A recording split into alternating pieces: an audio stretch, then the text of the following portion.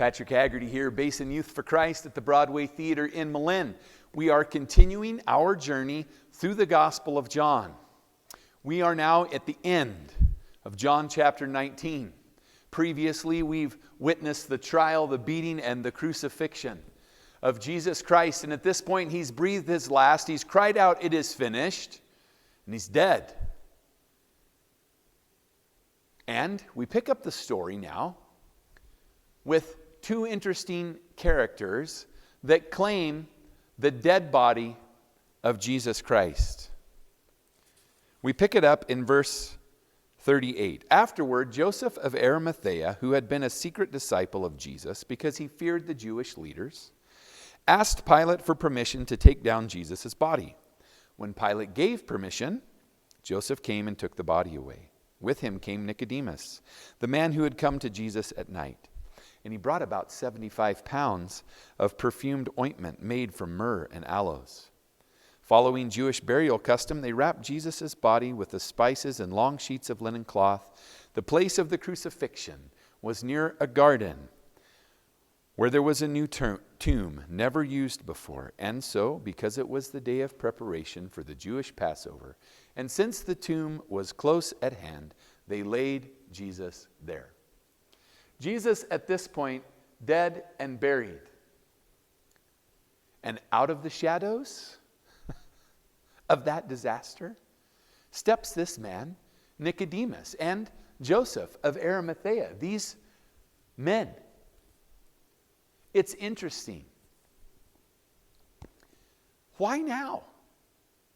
These two men have been secret followers of Jesus Christ. They have been unwilling to step out publicly and proclaim their faith in Jesus because the Bible tells us for fear of the Jews, for fear of what it would cost them. And what a bizarre time to step out of the shadows. Think about it. All the disciples who had followed Jesus Christ, they had abandoned him at this point for fear.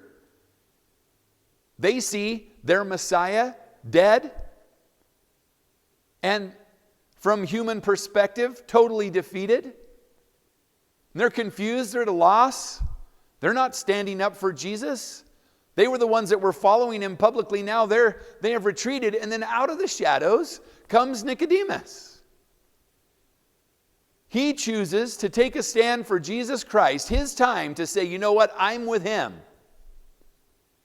Is when he sees his Messiah crucified and dead.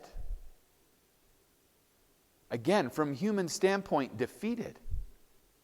It's in that moment, as crazy as that sounds, that Nicodemus, if you're going to follow Jesus Christ, could cost you your life. It just cost Jesus his.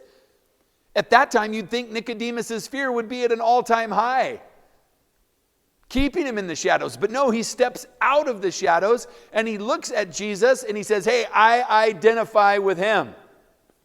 I'm with Jesus.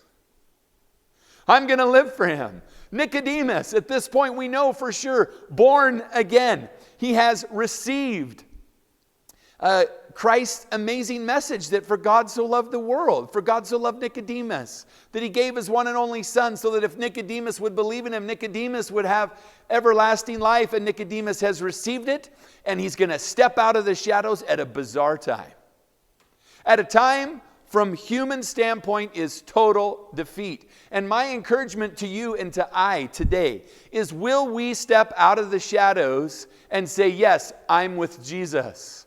I want to live my life for him. I don't care if it's popular or not.